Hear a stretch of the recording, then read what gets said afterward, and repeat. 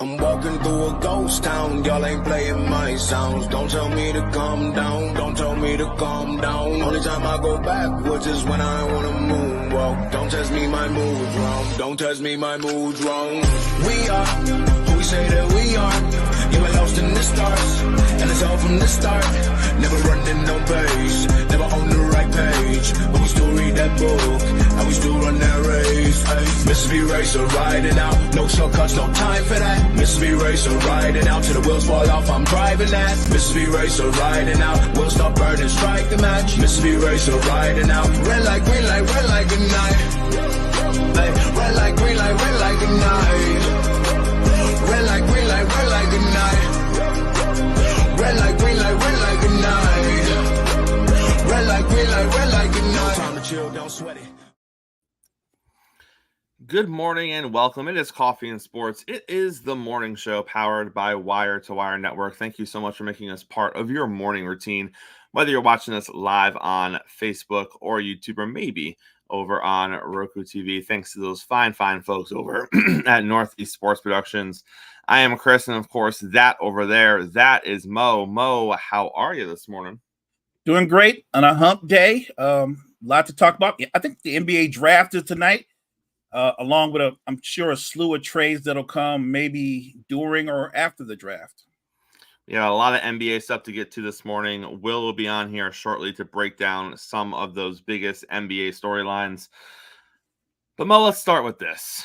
You know, I was thinking this morning, if Brandon Ayuk is looking for like another source of income, he could probably be really successful writing a book about how to not get paid during the summer by his current team, because he seems to be trying really, really hard to not get paid by the San Francisco 49ers because the guy cannot keep his mouth shut. A rumor came out, an unconfirmed report came out. Maybe it was confirmed. I don't know who leaked the report, but apparently there was trade traction or trade talk between the Commanders and the Niners. Ayuk was involved in it. Washington reportedly declined the offer, whatever the terms of the offer were. That involved Ayuk going over with some other pieces to the Commanders. And of course, Ayuk then pops up on social media, thought the Niners weren't going to trade me, side-eye emojis, all this other nonsense. Dude, just shut up. Like, I would be trying to trade you too. Like, since the 49ers have made it to the Super Bowl, Mo, it was literally the day after the Super Bowl or 2 days after the Super Bowl. The smoke had not even settled on the run to the Super Bowl. And he was talking about how, remember who got you there. Remember who got you to the Super Bowl. Remember. And then let's not forget, you want to sit here and talk about this potential trade to the Washington Commanders. It was only 2 weeks ago that you yourself posted a video on the phone with new Commanders rookie quarterback that you put out there to the world. And now you want to throw shade. Now you're upset that a report is coming out that there could have been trade talk or a trade proposal, or the pieces were kind of getting put in place. It looked like 2 weeks ago you were trying to get to Washington, and now you're mad because now you're mad at the Niners. Like, Mo, what are we doing? I think what we're doing is we're watching where sports is now with social media, right? Nothing is private anymore, and it's there's the good and the bad of it. But if you're a player and you want your money or you think you should be paid, I can understand how you feel that way. But the first thing out of the box, what did he do? He goes to social media, and it's the remember who got you here and that kind of stuff. And then he's do the thing on the phone where it's like, yeah, I guess they don't want me. They don't need me. I just think at some point, what happened to the good old fashioned, okay, here's my agent. You talk to the club, the GM, and you try to work out an extension. They give an offer. I don't like that offer. Just the good old back and forth of negotiations. He seems to be putting everything that's happening, or at least in his mind, everything that's happening out there. I think he thinks that if he puts it on public opinion, that's going to sway the Niners. That's not how that works with NFL owners. They don't care about public opinion like that. Like, he's not going to get a raise that way. He will get traded at some point. I think that if this continues, I think what he didn't understand is the Niners are watching this play out. They're watching what he's doing. He's under contract through this season. They might be, I really truly believe they're going to be like, we're going to play this season. You know what I mean? And we'll judge you and decide on what as we go along in this season. And right now, it's not looking good. You're not coming to none of the mandatory mini camps, and you're doing all this extra stuff on social media. And again, I'm not ever against players getting paid. I just think that he thinks he's worth more as an individual talent than he is. And I'd be interested if you could take a poll, how many teams looked at him and go, that's a number one receiver. That's a guy that immediately will draw a double team or something like that. I don't think it's that big a list, if at all. I don't. And he is under contract this season. I don't know if he has a 5th-year option on his deal. I don't believe he does. So this would be potentially his last season with the Niners if a deal isn't reached. But Mo, it's not even about, doing it the way that it used to be done years ago. It's about doing the way that it used to be done, 2 years ago, which was you make a big noise, which is what he did, and then you just stop showing up to things. Like you unfollow the team on Instagram, right? That's another one, right? That's the way you do it. You make the big noise. Your opening argument is, I want more money, and the team groans and they're like, oh, okay, he wants more money, and then you gotta show you're serious. So you wait a month or two and you unfollow them on Instagram. Now you're like, oh no, you unfollowed them on Instagram. This is getting serious, guys. And then you just stop showing up to stuff. And then if the team really wants to pay you, they'll eventually pay you. But Mo, I think if you put Brandon Ayuk in a dark room by himself with his inner thoughts and you give him a little bit of truth serum, I think deep down inside he knows that the 49ers aren't going to pay him. I think deep down inside he knows that if push comes to shove, they're going to move him before they give in to his demands. I think deep down inside, despite what PFF thinks about him, he isn't that great of a receiver. He's good. It's not great. And I think he's starting to see that with all the noise he's making and San Francisco not even flinching, he's starting to kind of see how this is going to play out and how San Francisco sees him. And remember, Mo, we say it all the time. You can believe two things at once. Two things at once can be true. San Francisco can say we like him and we want him a part of this team. That can be true. And at the same time, San Francisco can also say, but we're not giving you what you're asking for. We don't value you the way that you value yourself. And if you think you can get that somewhere else, that's great. You're not getting it here. Remember, they got things come. They got people to pay eventually, Mo. They eventually got people to pay, and he doesn't need to be one of them. And the thing is, I think they want to pay him, just not what he wants to make. Do you know what I'm saying? Like he's already decided, I'm right there with Justin Jefferson and Tyreek Hill, right, and CeeDee Lamb. It's us, and then the rest of the receivers. And like I said, while I think they value his talent, they don't see him up there with Tyreek Hill and Justin Jefferson and Jamar Chase because he's not. He's very, very good. But there's that tier, and then there's a tier below, and I would say he's on the next tier. And there's nothing wrong with that, but you're not going to get that kind of money. You're just not at least not from the Niners. I think they will, if push comes to shove, I think you're correct.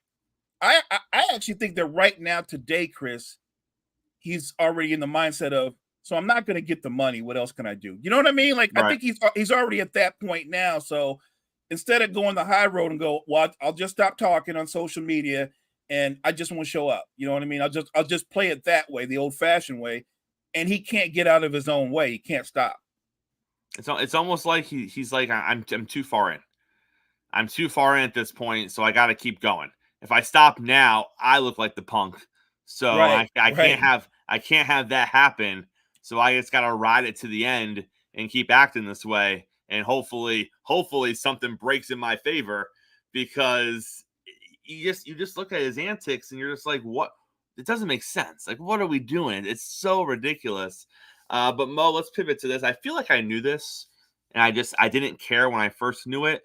And then I looked at it again this morning, and I was like, did I know that? And like I cared for a second, and then I watched it and I stopped caring again. Did you know the New York Giants are on Hard Knocks? I did not know that. Okay. Honestly. I feel like I knew that. I think I knew that. I think I saw a press release about that, and I feel like I didn't care. And then this morning, I think they dropped the teaser video for it, and I watched the whole thing. And at the end, I said that was a nicely put together video, but I had zero interest. No, I lied. Because at the end of it, they slightly teased a quarterback battle with Daniel Jones. And I was like, oh, that's kind of intriguing. But that was like literally the last 15 seconds of the video where they kind of teased that, Daniel Jones might not start this season. But aside from that, it was like a 2-minute, 3-minute trailer. Nothing about that besides the quality of the craftsmanship of the video, because NFL Studios always makes amazing things with HBO. Besides the quality of the trailer, Mo, zero interest in watching that. Why did they give Hard Knocks to the New York Giants? It's New York. And look, Hard Knocks will find a way. They'll find something interesting. Maybe Brian Daboll becomes a star, right? Maybe Daboll is a star, and how he interacts with the players, or in particular the quarterbacks. Maybe Daboll. You can always on Hard Knocks. Always there's an automatic go-to. You can go to the veteran who's nearing the end of his career, or the young rookie guy who was drafted in the 5th or 6th round, right? Fighting to make the team. You can always, those are go-tos that are gold because they make for great stories. I'm not sure. Maybe the Giants weren't their first choice, but they were like, oh, all right, we'll try the Giants out. And who knows? Who's to say it won't turn out to be an interesting season? I guess the Giants are a hard sell to the general public, because it's not like it's a star-studded team, right? Like, let's look in the receiver room. They're Pro Bowl receivers. Nobody there. Let's look at the running backs. It's not a star-studded team, man. It really isn't. Hell, remember, their tight end just retired because he got divorced. that would have been the interesting story. Yes, they should have made him stay and do all that through Hard Knocks. Yes, Waller would have been the story. He would have been a star. Did they get video footage of that to intertwine it in between the actual facility stuff? Yeah, you hope they can edit some of that stuff into it. Like, and then they just saw Waller walking out the door. Right. This was 4 weeks ago. Right. But like, I don't know. Like, look at the Arizona Cardinals. I feel like they have more interesting players than the New York Giants. There's other bad teams in the NFL that have at least a few players where you're like, oh, they're probably interesting. I know the Giants just got the receiver, so maybe that is something that's going to be interesting. Obviously, Giants fans are going to watch. Sure. I think you might pull in some NFC East fans just because they know the Giants and they know their personnel a little bit better than a casual NFL fan. So I think you're going to pull them in. You're always going to pull in the diehard NFL fans because they just love the inside look. Doesn't matter what team it is. They just like the inside baseball knowledge of the NFL. So they'll watch just for those, interesting nuances of seeing how a team is run and how a team is constructed. I mean, I'm sure the NFL genius himself, even though he doesn't like the Giants, I'm sure he's ready to go with Hard Knock New York Giants, just because that's the stuff he feeds off of, right? Just like JG plays the baseball sound effects when he's trying to relax. If Gene's not watching NFL footage, he'll take some fresh NFL Hard Knocks and just the inside look at a team. But man, what a hard sell for some casual NFL fans with the New York Giants out there. But who knows? Maybe Danny Dimes turns into like this rock star personality, and we leave Hard Knocks, and we're all rooting for Danny Dimes. I feel like Danny Dimes might be he could potentially be the star of Hard Knocks, and in Hard Knocks through training camp, he's probably going to look like, man, that guy looks like he's an elite quarterback. You know what I mean? Right. And those shorts and those shoulder right. pads. Yeah, they're going to be, look at that guy. And then the season starts and they're like, oh, that guy. He was what we thought he was. Right. What did Dennis Green say back in the day? It was like, we let him off the hook. Right. You want to crown him? The crown him. Right. All right, let's get Will up in here. We're not even going to touch the surface because there is so much basketball stuff to get to, but we're going to touch on a couple of things. Will, how are you this morning, sir? Y'all leave Danny Dimes alone. Y'all leave him alone. He deserves respect, doggone it. Let me stop. No, he don't. Well, he has like 4 episodes to earn it, all right? He does. They better put together the best Danny Dimes cut they can put together. Danny Dimes package ever. Speaking of packages, well, let's start with a trade package that just happened in the NBA. The Nets send Bridges over to the New York Knicks. Clearly, the Brooklyn Nets are in rebuild, tear down mode over there. Yes. Let's talk about the Knicks first. With the addition of Bridges, what does that do? Obviously, there's more moves that are going to be made, but where does that put them in the upper echelon of the Eastern Conference? Are they now a solidified 2 behind Boston? Is this to be decided? Because we know that the 76ers are going to do something because they're connected to like 11 different people and they're going to get somebody of name value over there. So is this a situation of the Sixers are probably going to be 2, the Knicks are going to be 3? Obviously, Knicks fans are over the moon this morning because they got Bridges, but we all know that when you pull in a name, sometimes the fan base overreacts a little bit. What do you make of the Bridges move? I like it. Chemistry matters, and I do like it for that. I don't know. I keep messing up this guy's name. Anunoby. Is he still going to be in their plans after this move? That's the one question that I have. And I'm still waiting to see what Philly does because I think Philly's going to do something. Don't know if it's going to be Paul George or not, but we'll see. So I'm sort of kind of waiting to see what the Sixers do because I think they might pull off something big. They got the capital to do it, so we'll have to see. But right now, I'll give them a solid 3rd in the East until we see what Philly does. Mo, do you like the move on the surface? No, I think it's a great move for both teams because the Nets are in full rebuild mode, so those picks are invaluable to them.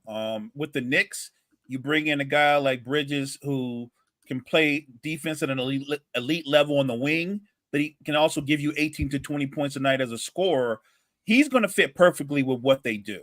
And obviously, there's no secret. There's the connection there between he, Brunson, all those guys from Villanova. If you think about DiVincenzo, Hart, like there's going to be a connection there, and there's going to be a natural chemistry there. The question I have with the Knicks is when you bring him in, I have to assume you're going to re-sign OG Anunoby. If you're going to have OG and you're going to have Bridges, where are you putting Julius Randle? That's my question. Because if you keep Anunoby, if you keep him, then Mo, you might get your wish. He might be gone. Randle might be gone. I'm not wishing it because it benefits my team in any way. I'm just wishing it because it just makes common sense. Like, yeah, the Knicks people, like you go in those Knicks groups, and the first thing they do is they show Julius Randle's numbers, and then they show Paul George's numbers, and then they go, see, his numbers are better than his numbers, so that means he's better than him. No, that's not what that means at all. What I know is you were in 5th place with Julius Randle, and then he was gone, and you were in 2nd place without Julius Randle. That's what I know. Oh my goodness. But I do like the move. I like it a lot. It's going to help the Nets out considerably with those picks. Hopefully they pick right. Hopefully they can hit. That's the one thing. You can have the picks, but if you don't hit, it doesn't really matter at the end of the day. So you're going to have to capitalize on those draft picks. But I like the move. It's a lot better than what my boys did with getting Josh Giddey. I hated that move. I hated it. Will, how'd you go 1-1? You didn't get no picks or nothing. Nope.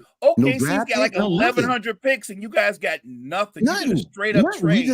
We just got the player who ain't guaranteed to be here next season. Right, and they know that. Right, he's in his last year, his contract. Yep.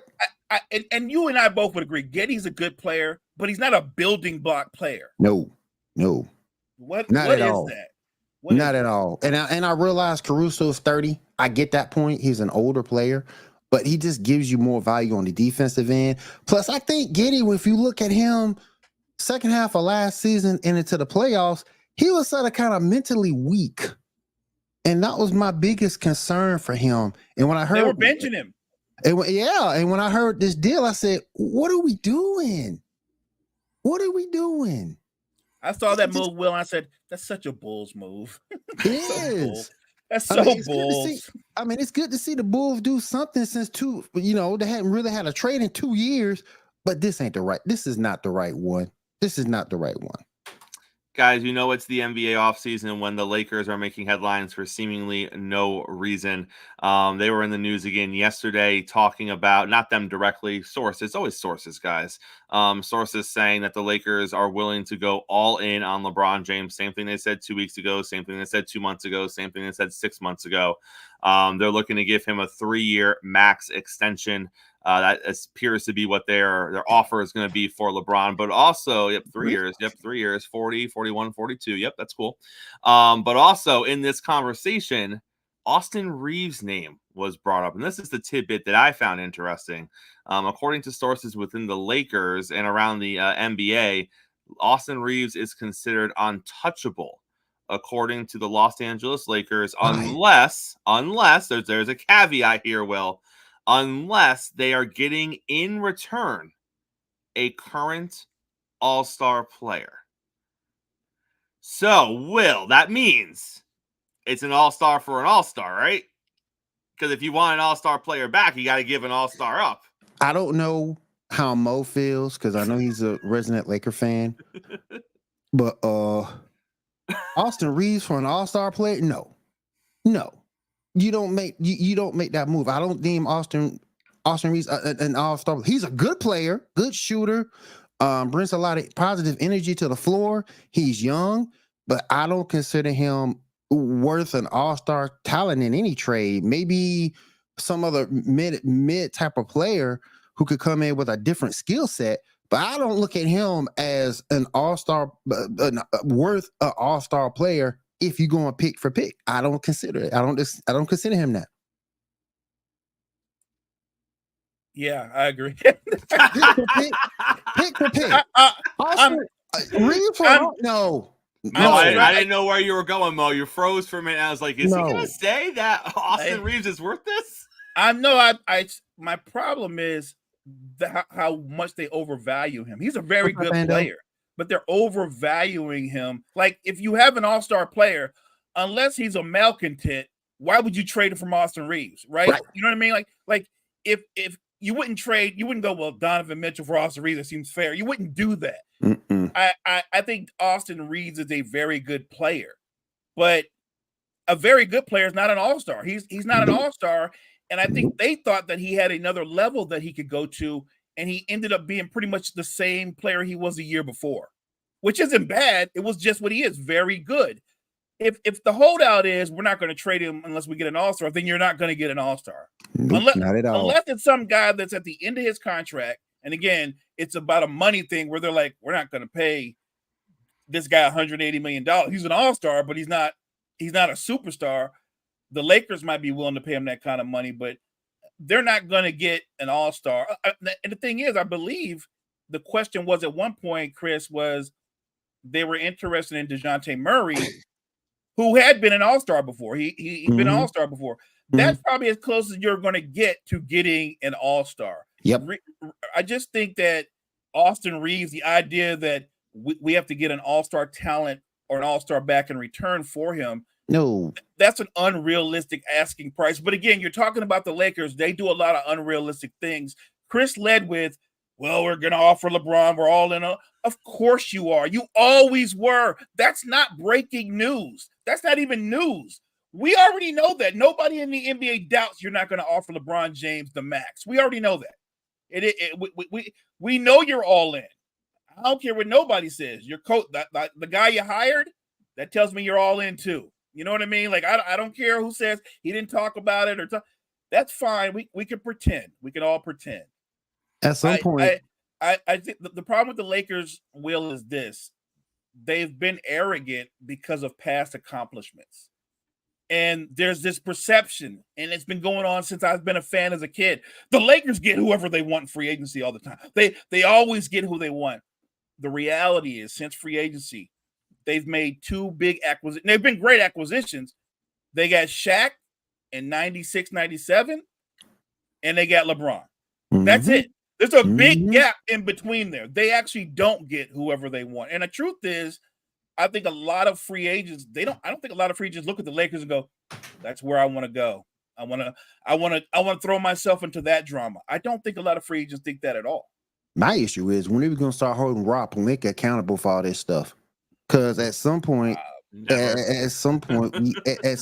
we have to. I mean, because right now with JJ Redick being up in there, this is the closest as you can get to being a LeBron James hire as you can get. I mean, then Rob makes the excuse for it. He likes the way that JJ communicates with the players.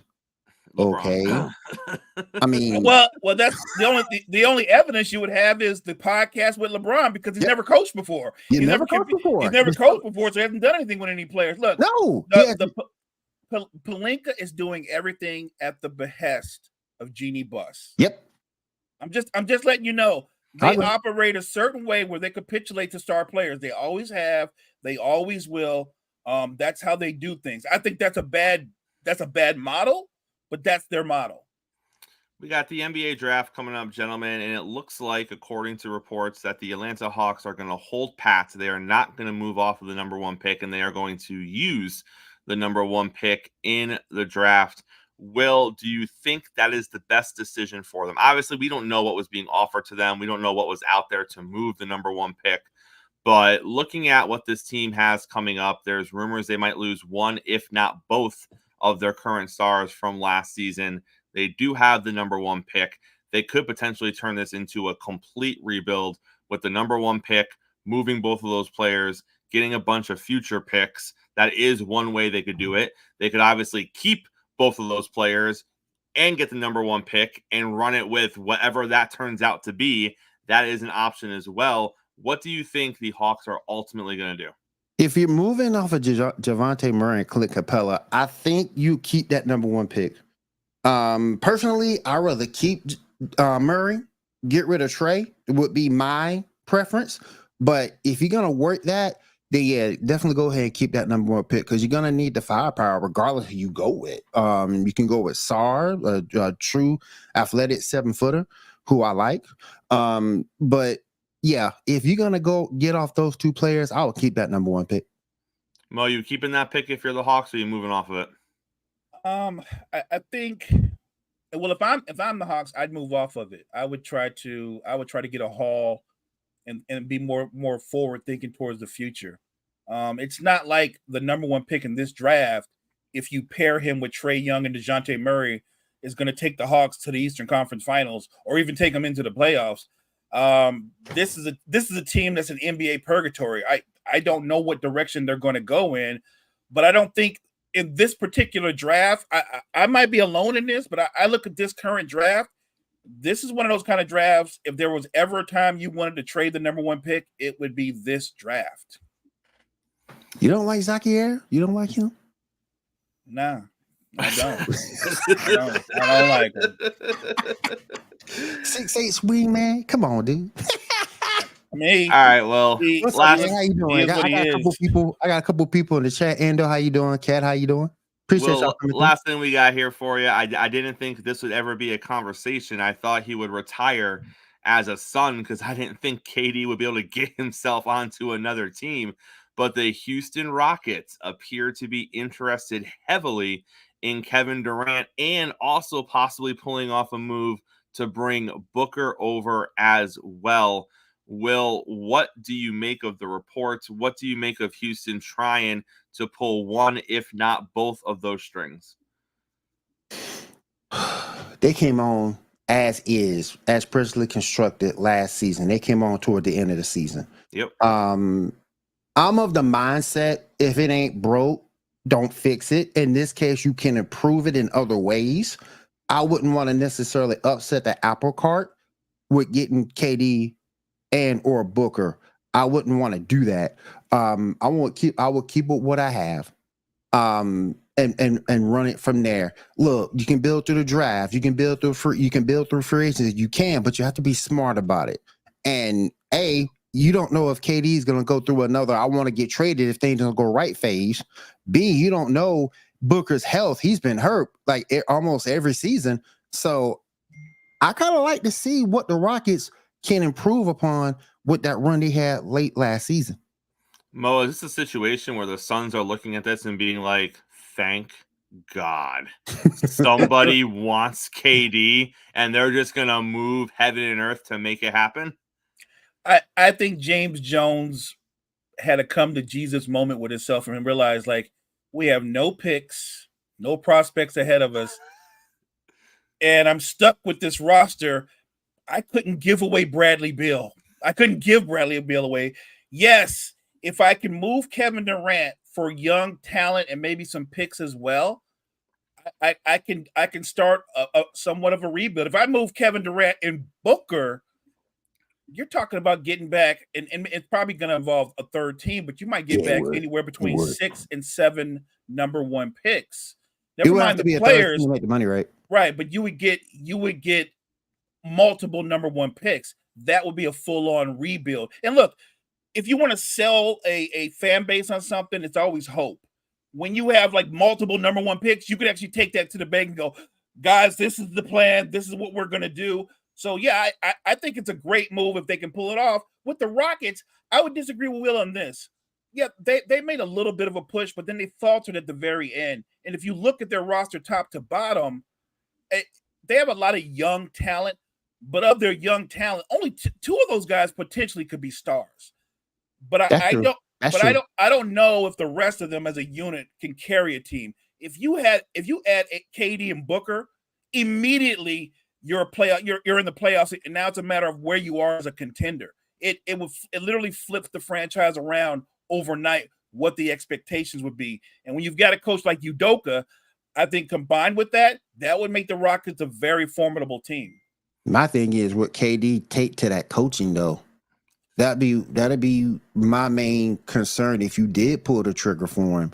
I think it wouldn't be an issue for Booker, but I don't know if KD would want to be coached. You know, with KD, we can all agree everywhere he goes, there's a honeymoon period, and then it's followed by the storm. Right, it's followed by misery. Right, it's followed by misery. That's the process. And that's why I wouldn't want to. And that's why I wouldn't. As talented as he is, he's hell of a talent, but he's old. He'll be 1 year older. 37. He'll be 37, 1 year older. His injury history already isn't the best. And then number 3, do we really want to take someone who will turn into a malcontent on a young team? And Will, what a pivot if you are a Phoenix Suns fan, because it was only a week and a half ago the pipe dream was, are they going to draft Bronny? And is LeBron going to end up here?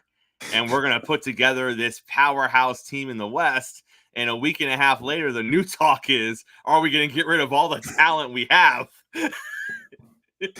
Well, we already know that the big 3, sort of quote unquote, doesn't work anymore. We already know. We've already seen this. Phoenix is a perfect example. The Nets are a perfect example that the big 3 just doesn't work anymore.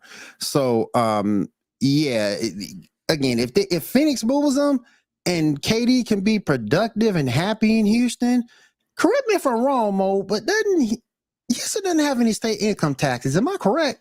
I think you are correct. So he will make more money in the end. Maybe that's enough to keep him happy. I don't know. But but if they can but if he doesn't become a malcontent and can really help a young team get better and stay there and be focused, then I say do it. But I don't think he will, just judging by his history. Chris brought up a great point. The whole conspiracy was they're going to draft Bronny and then LeBron will come. I think the Houston rumors is simple. I can give you why it came about. James Jones called LeBron, like, is there a chance? And LeBron was like, no damn way. No damn way. He goes, even if we draft Bronny, he's like, even if you draft Bronny, I'll just come visit him. I'll be there game one. That's I'll all be you're there getting game out of me. Yeah, I'm gonna root you on. I'm gonna root you on, son, but that's gonna be about it. Will, it's always a pleasure having you on here. We'll see you next week. All right. Thank you for having me, guys. I appreciate you, and we'll talk to you later. Always a pleasure having Will on here in the morning with us. But we got a packed morning, so we're gonna go right to the NFL genius himself and get him up here onto the stage because we got things to talk about. So let's bring him up. Gene, welcome to the stage. Be honest, how excited are you for the Giants on Hard Knocks? Let's go. I mean, you're asking the wrong person because I love Hard Knocks. I know. I eat that stuff up. I love the training camp battles. Like, I don't watch Hard Knocks for like what the superstars do. Like, I watch Hard Knocks for that kid from the Jets last year that returned that punt on opening night and made the team over like veteran wide receivers. Like, that to me is, and you're going to get a ton of that with the New York Giants. And the cool part about the New York Giants Hard Knocks is, and I don't mean to talk it up, but the cool part is you're going to have a ton of position battles and a ton of camp stars that are going to make the NFL. So, like, that's kind of what you look for, right? You guys remember one of the first Hard Knocks when they came up with the nickname 7-Eleven for wide receiver Chris Hogan from the Buffalo Bills. He ended up being like a star for New England because he's always open. I don't know. I just love stuff like that. I'm cheesy. Gene, we're going to talk a lot about quarterbacks today, but before we get to that, I wanted to give you the top 10. PFF put out their their position rankings for all the positions. We did receivers here yesterday on the show. Here was the top 10 for the receivers heading into this season. Number 10 was Debo. Number 9, Cooper Kupp. Number 8, Brandon Ayuk. Number 7, Amon-Ra St. Brown. 6, Devontae Adams. 5, AJ Brown. 4, CeeDee Lamb, and then the top 3, Chase, Hill, and Jefferson.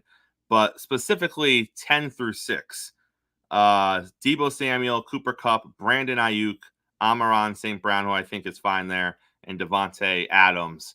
How are both San Francisco receivers top 10 receivers according to PFF?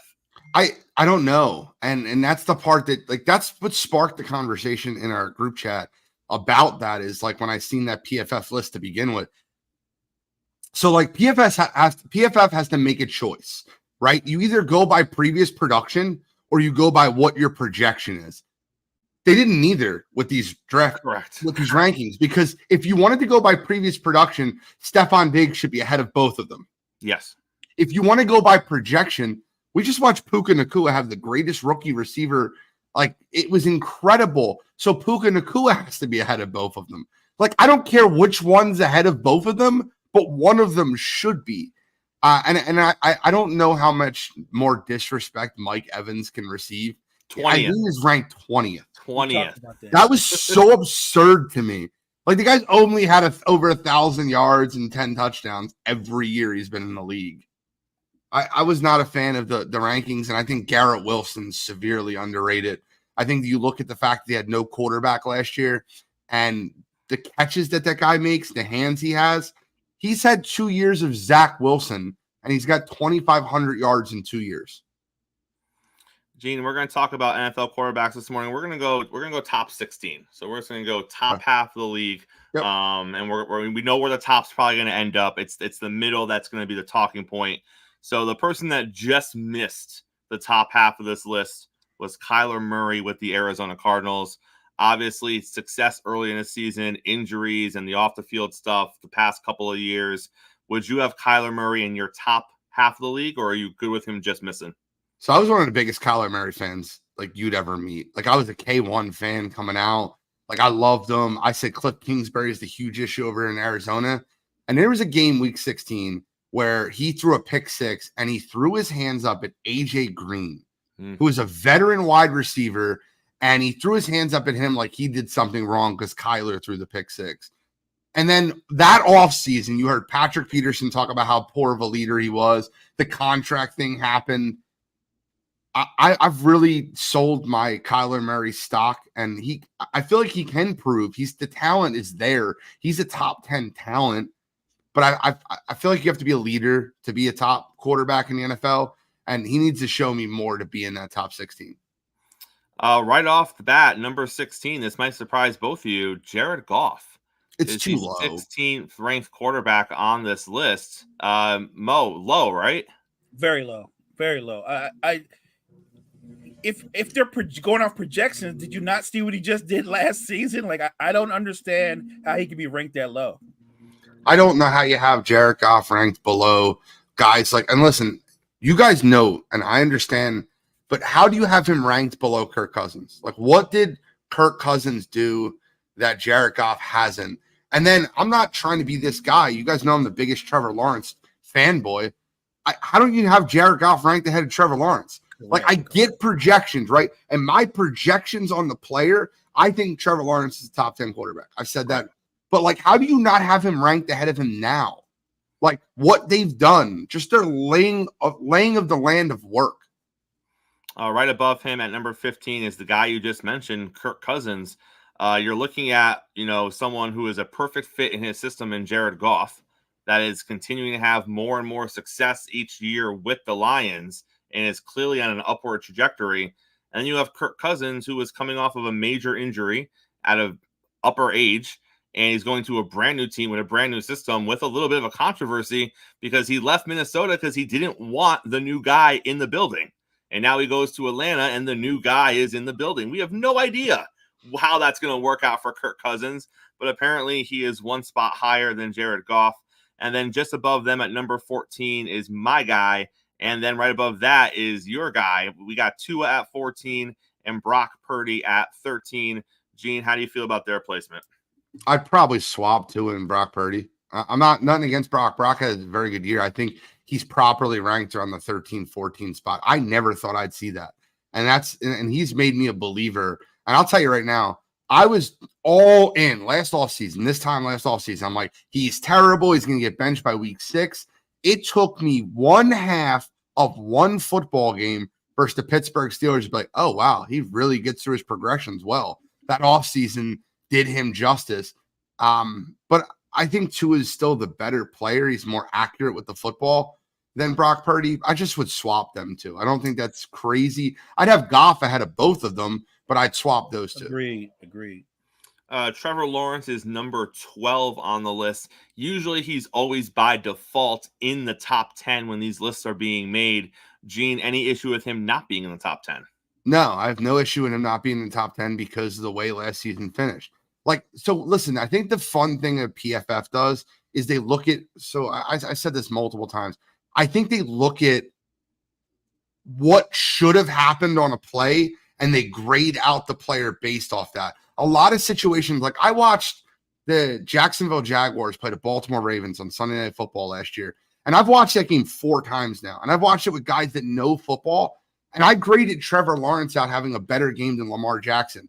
And it was like a 24-7 Baltimore win, but like drop passes, like issues that happen. And Lamar Jackson threw a jump ball to Isaiah Likely in double coverage that Isaiah Likely came down with. And we're like, look at Lamar. Right. I'm like, yep, I remember that play. That was a terrible pass. Yep. But I think that Trevor Lawrence will be top 10, but he's had, I'm just being honest, he's statistically and what has been put on the football field, he can't be that high. And Mo and I talk about this all the time, Mo. You get to that point where the ceiling's always going to be the ceiling. And I think we can all sit here and say that Trevor Lawrence's ceiling is higher than most. But at what point do you look at what he's done? And I get it. He had a train wreck of a head coach his first year. That would have derailed anybody. Then you bring in a new guy, new system. It's all valuable, Mo. But there comes a point where you have to be like, and I know that he played great until the injury last season, but everything with Trevor Lawrence is like, yeah, but. He's great, but he had the coach. He had a great, first 10 games, and then the shoulder, he wasn't the same. We get it. But Mo, he has to put a season together, and he has to go out there and be closer to that potential than we've seen so far. I want to be clear, though, real quick. I still, if I'm starting a franchise, he is my 5th or 6th quarterback off the board right now. I just want to be clear when I say that. I think that he's got it, right? But as far as these rankings go, this isn't, if I'm starting a franchise, because if that was the case, Caleb Williams would be top 15. Correct. It's not what it is, right? This is a PFF rankings, and he should not be ranked that high. But if I'm starting a franchise tomorrow, I still have him 5th or 6th. Gene, we got Jordan Love at 11. I don't know. Like, I'm not a Jordan Love hater, but I'm very much he had a nice season. He had a nice season. No, He he had didn't. nice numbers this last 8 games. I thought he was very roller coaster-ish the first half of the season. I thought that, and I hate taking things away from teams that win games, but I thought the playoff blowout win was more about Dallas than it was about Green Bay. Like, I don't look at that and like say we're going to anoint Jordan Love to this all-star level because of that playoff win like Green Bay fans are doing. He played a good 6 or 8 games. And on every list I see, this is actually one of the lower ones, Gene. Most lists I see, he's in the top 10 going into the season. I just don't get it.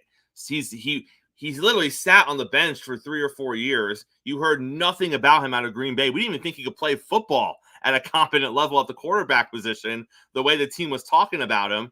And then he comes out and he has a couple of good games, 3 or 4 average games, a couple of bad games. They get hot towards the end of the season, and now all of a sudden they're talking about he's a franchise quarterback. I don't see how we made the jump. You know, it's funny. I was waiting for this one because I have the stats pulled up and ready for it, right? When you said he had a great season last year, I want to read all from December 11th forward. And like, you're going to realize what one playoff game versus the Dallas Cowboys and one half of football versus the 49ers get you. They lost 24-22 to the New York Giants. Good football team, right? Yeah, They lost 34-20 to Baker Mayfield on December 17th. You know, great performance by Jordan Love. 33-30 win over the Carolina Panthers, who gave up on everything. He had a good performance versus the Vikings on New Year's Eve. He played terrible versus the Bears, almost lost the last game of the season, 17-9. And then he had that Cowboys performance. And then he had 6 points in the first half. And then, like, I don't. We're putting him up on this pedestal when in reality we forget. Like, if I asked you how many points the Packers had at halftime versus the 49ers last year, like, what would you have said? Like, oh, they had 6. Like, relax. Would you pay 15 him? points. What? Would you pay him? Not yet. No. I mean, I think he's their guy, but not yet. No. Number 10, first quarterback inside the top 10, CJ Stroud. Now, here's where I get hammered, Gene, because I say things like, I want to see another year. Show me 2 years. Okay. And you look at CJ Stroud, and I'll tell you, I think CJ Stroud is going to be a tremendous quarterback in this league. I think he might take a step back a little bit year 2 and then reassert himself in year 3. He has a great team around him, though, so that could help a lot for year 2.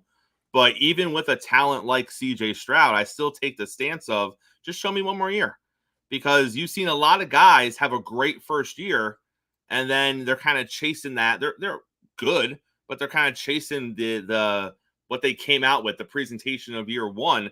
I think CJ is better than Love, but I still want to see another year of it. History's on your side. And I'll give you the comparison. After 2017, Carson Wentz was ranked 3rd amongst all NFL players, not just quarterbacks, 3rd. After that's wild.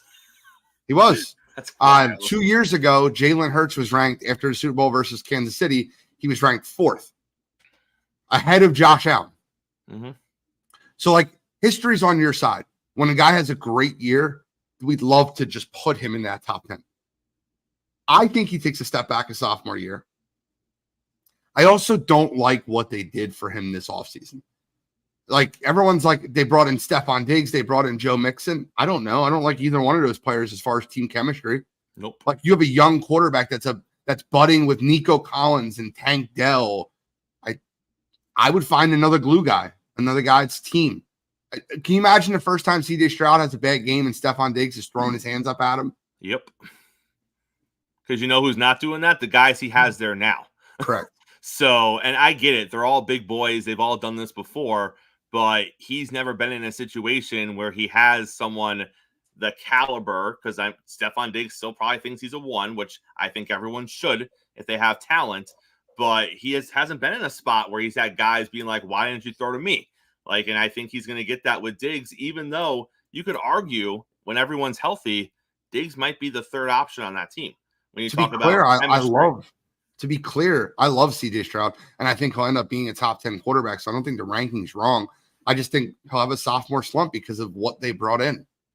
Number 9 on this list is Jalen Hurts. I know that last year was bumpy, Gene, but initially I saw Hurts at 9, and I was like, I felt a tad low. Not huge, but I thought he would be more in the 7 range than he would be closer to outside the top 10. Do you like him at 9? PFF did such a great job of breaking down his number throughout the. I think 9 is exactly where Jalen Hurts would be. It's a very prove-it year for him. I believe it has everything to do with the offense coordinator and Kellen Moore being there. I think that you'll see a better Jalen Hurts, but no, I don't think so. I think 9's perfect. Mo, Aaron Rodgers is number 8. New York Jet fans are not going to want to hear that, Mo, because that is the savior.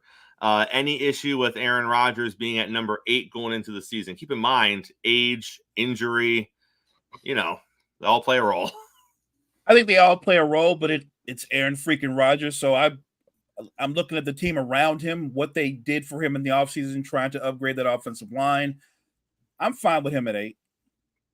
Gene, you like him at 8 or you want him in the top 5? No, he's 8. He come off an Achilles tear. He's 40 years old. Listen, you talk to New York Jets fans, he's the man.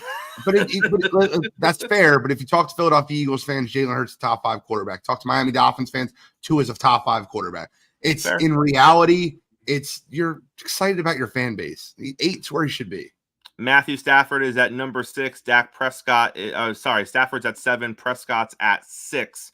Gene, do you like where they are, or should they be switched? I mean, Matthew Stafford can win a big game. Dak Prescott has proven to you he hasn't. Now, Dak Prescott finished second in MVP votes last year, so PFF is almost strictly off of performance and not off of heart.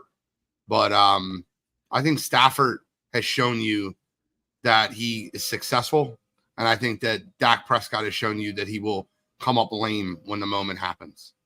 And then we get to our top 5, and this is that other name, Gene. It's that I think Trevor Lawrence falls into this category, and then the other one is Justin Herbert.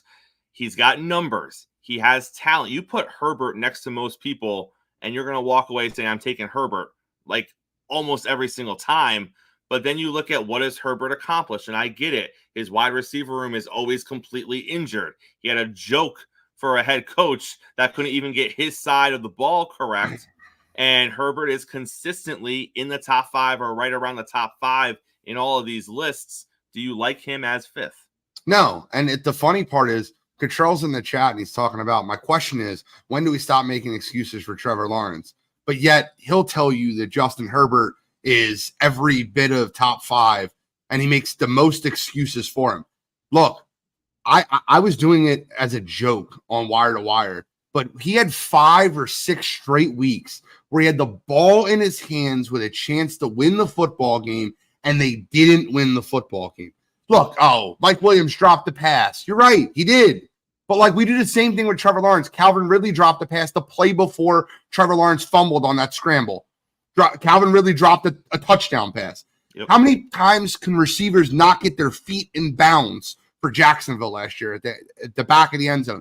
It's the same thing with Justin Herbert. The talent is there. You can see it. But here's the difference.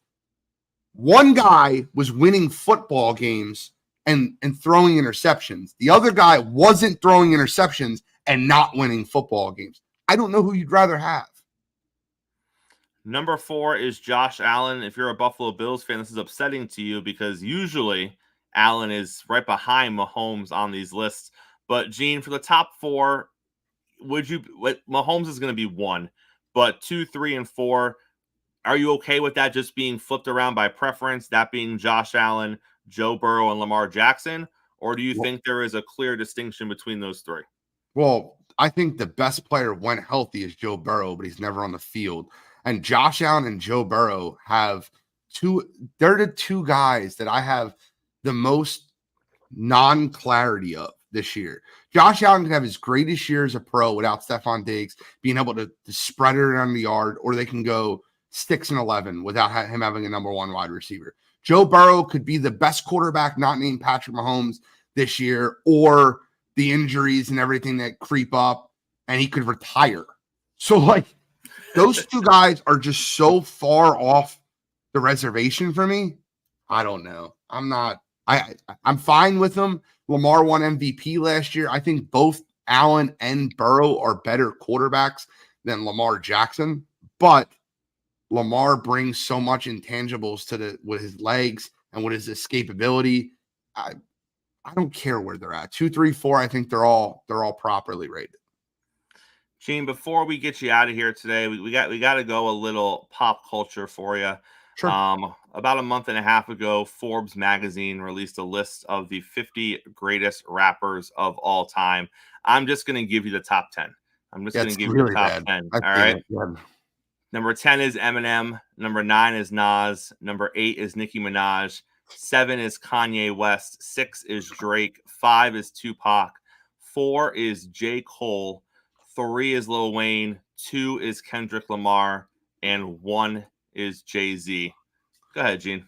I mean, it's a terrible list. You have Nicki Minaj at 8 over Eminem. I'm not. Nicki Minaj will tell you she can't hold a candle to Eminem. I think they overrated J. Cole and Kendrick a little bit more than they should have. I have them 6 and 7. I've done this list multiple times. My top 4 are pretty set in stone. It's Eminem, Jay-Z, Big Pac. And then I go right into Lil Wayne at 5, and that's my top 5.